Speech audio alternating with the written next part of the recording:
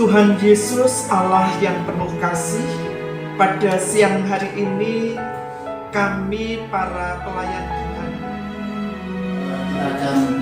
saya dan teman-teman berharap Bapak Ibu bisa bercerita kepada kami itu terkait dengan bagaimana sih model pelayanan terhadap disabilitas di GKJ ini. Jadi sebetulnya lebih kepada kami ini ingin tahu kira-kira model pelayanan di GKJ ini seperti apa.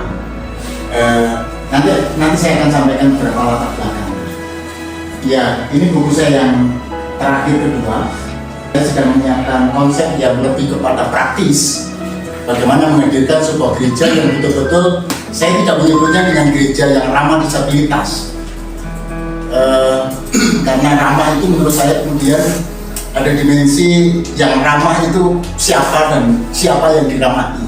Selalu ada aspek, ini saya ngatur teoritis ya. Kemudian selalu ada aspek yang superior dan inferior.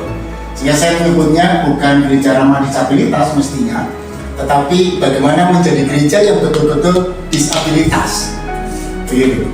Supaya dia merasakan betul. Jadi wong disabilitas itu kayak ngopo.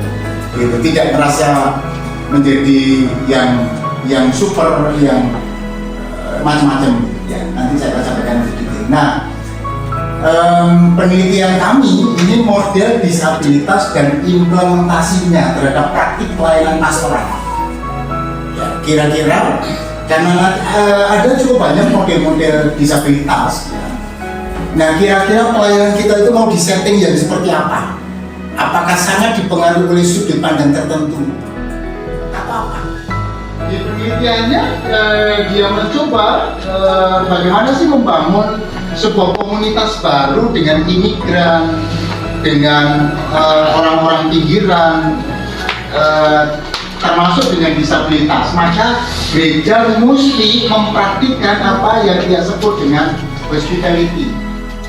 Nah, karena konsep GKJ yang sinodal, yang biasanya kemudian karena konsep sinodal itu akan sangat diikuti oleh jemaat-jemaat yang lain, saya berharap bisa menemukan kira-kira model apa yang mau didesain begitu, atau yang sudah mulai didesain oleh beberapa praktisi misalnya, atau oleh beberapa orang yang sangat concern ke sana untuk mencoba melihat yang efektif itu modelnya seperti apa, atau kemudian GKJ punya nama dengan model yang seperti apa. Dan saya berharap bukan sekedar aksesorize yang apa ya, yang penting ono toilet duduk, ada pegangan atau yang macam-macam, enggak, karena itu menjadi persoalan.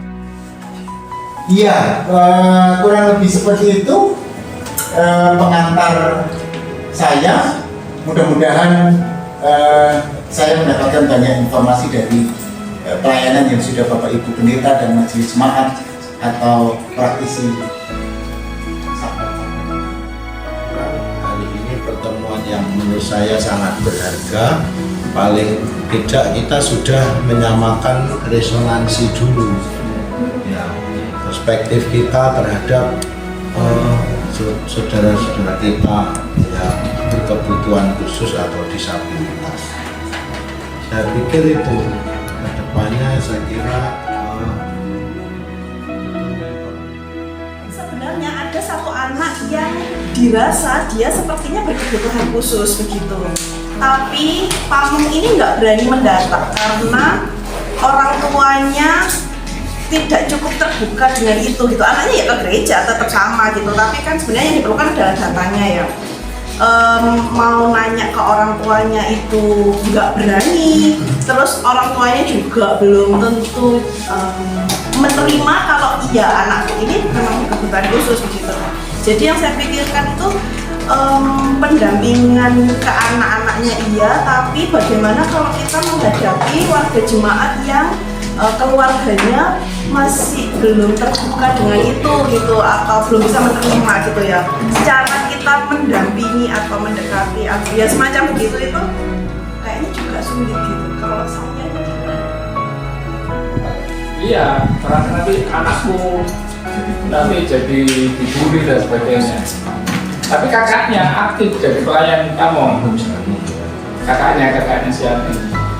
Saya katakan anakku kan dijak Mbak Elis jangan wis kepala-palain tetap nggak boleh sama mama. Ya sampai sekarang ya kita ya repot juga karena orang tuanya sudah bersikap seperti itu. Ya tahu lagi nanti tapi sekarang kalau aku lagi iya saya sudah 2 kali ya sama lain orang tuanya sebenarnya tapi ya sudah terlanjur kalau saya kan seperti itu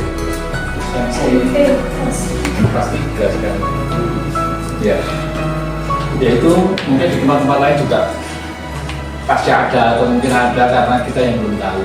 Jadi ini satu PR bagi kita semua bergandeng tangan mulai dari majelis agung, majelis daerah, jemaat bahwa ini juga menjadi tanggung jawab.